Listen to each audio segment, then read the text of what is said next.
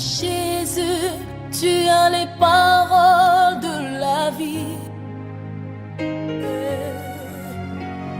Jésus, tu as les paroles de la vie. Oh, Jésus, tu as les paroles de la vie. Oh, mon roi, tu as les paroles de la vie. Shalom, shalom, peuple de Dieu, shalom, que Dieu vous bénisse ce matin. Je vous invite à rentrer dans la chambre haute.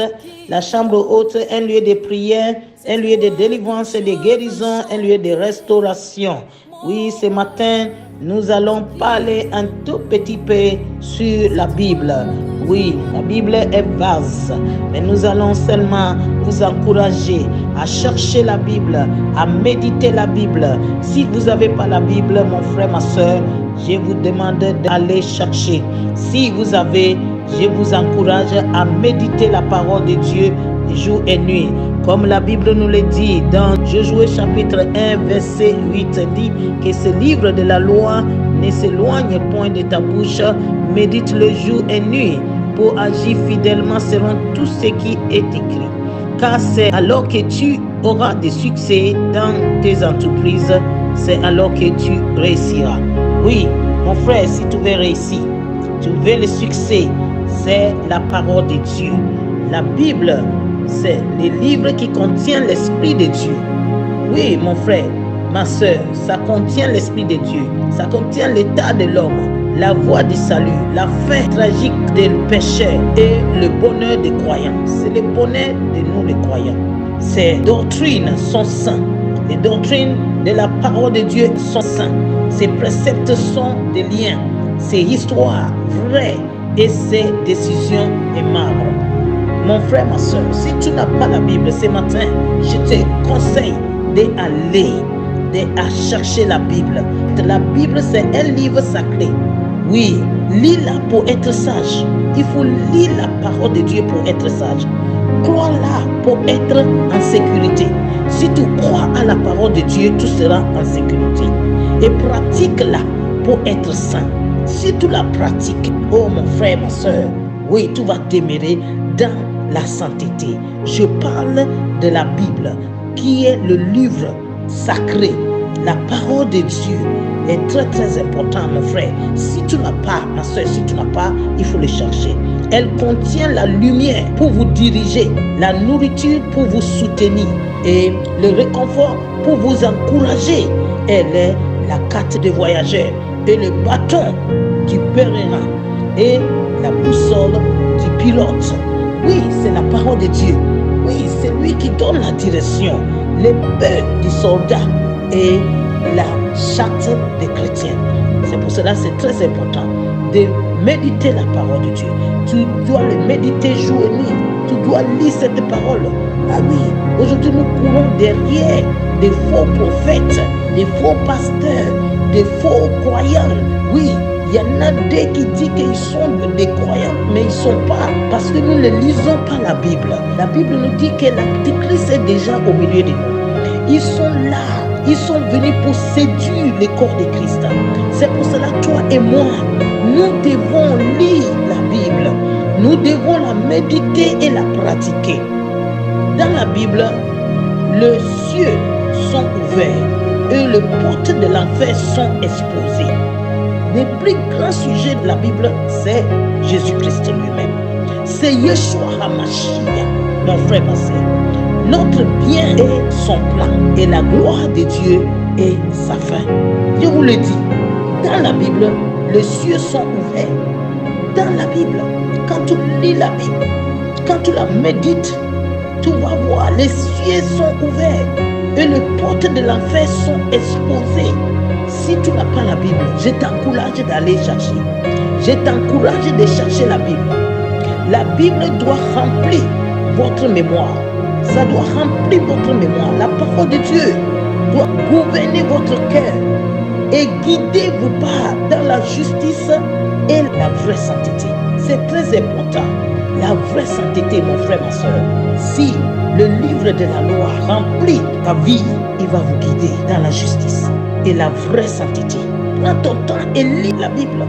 Lis-la doucement, fréquemment, dans un esprit de prière et à la méditant, en la sondant. Il faut sonder cette parole avec dévotion. Étudiez-la constamment. Il faut étudier la parole de Dieu constamment avec diligence et détermination. Lis-la du début jusqu'à la fin. Et depuis Genèse jusqu'à Apocalypse. Prends ton temps tous les jours. Ne fût-ce qu'une page, ça va vous encourager. Jusqu'à ce qu'elle devienne partie intégrante de votre être. Qu'elle gère la foi qui fait bouger les montagnes. Mon frère, ma soeur, c'est ce que tu dois faire. Toi, beaucoup ne lisent pas, ne méditent pas la parole de Dieu et ne pratiquent pas. C'est pour cela que leur vie ne porte pas de fruits. C'est pour cela qu'ils sont séduits par de faux prophètes, par les esprits d'Antichrist.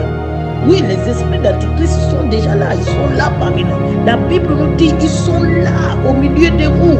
Et nous devons faire très attention que ces esprits ne nous séduisent pas. En condition que tu demeures dans la parole de Dieu. En condition que tu médites et tu la pratiques.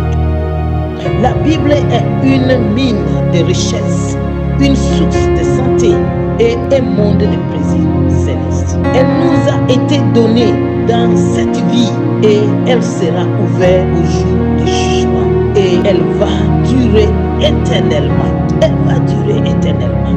Mon frère, ma soeur, c'est pour cela qu'il faut s'accrocher à cette parole, cet livre de la loi. Tu as autant de livres chez toi, mais tu ne lis pas la Bible. Même peut-être tu as la Bible, mais tu ne lis pas, tu n'as pas confiance. Ceux qui n'ont pas confiance à la parole de Dieu, ils n'ont même pas confiance aussi à Dieu. Parce que tu ne crois pas à ce que Dieu dit dans sa parole. Si tu n'as pas la foi dans cette parole, mon frère, tu ne gagnes pas. C'est l'enfer direct. Pour cela, mes frères et sœurs, j'attire votre attention ce matin à méditer la parole. La Bible implique la plus haute responsabilité, récompensera le plus grand travail et condamnera tous ceux qui méprisent, négligent et jouent avec son contenu sacré. Les saintes écritures sont la parole de Dieu immortelle, écrite dans la langue des hommes mortels. Jésus-Christ est la parole vivante de Dieu. Il est la parole vivante de Dieu.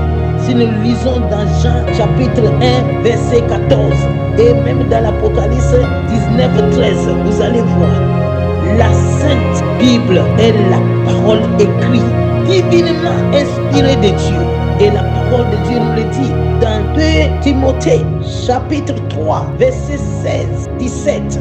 Et 2 Pierre, chapitre 1, verset 20 à 21. Et Romains 15, verset 4. Si vous la méditez, vous allez voir. Mon frère, la question du jour est, vivez-vous, demeurez-vous dans la parole de Dieu écrit et vivant?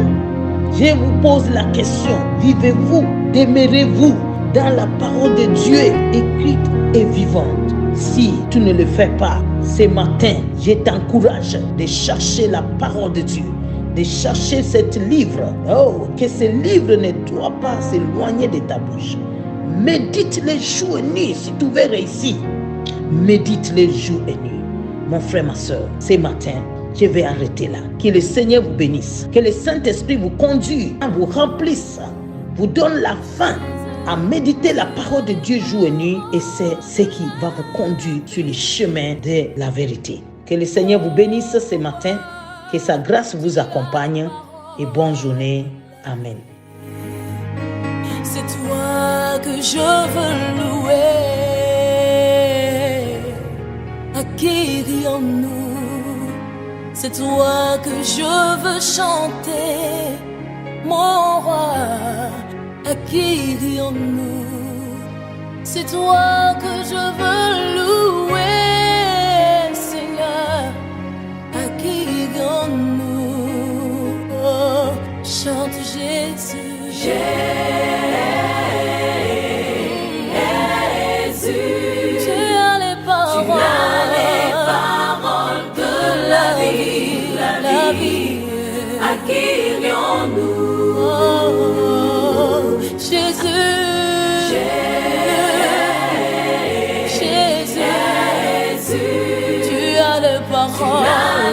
paroles de la vie, acquérions-nous. Oh, c'est toi que je veux louer. Oh, c'est toi que je veux chanter. Oh, c'est toi que je veux louer.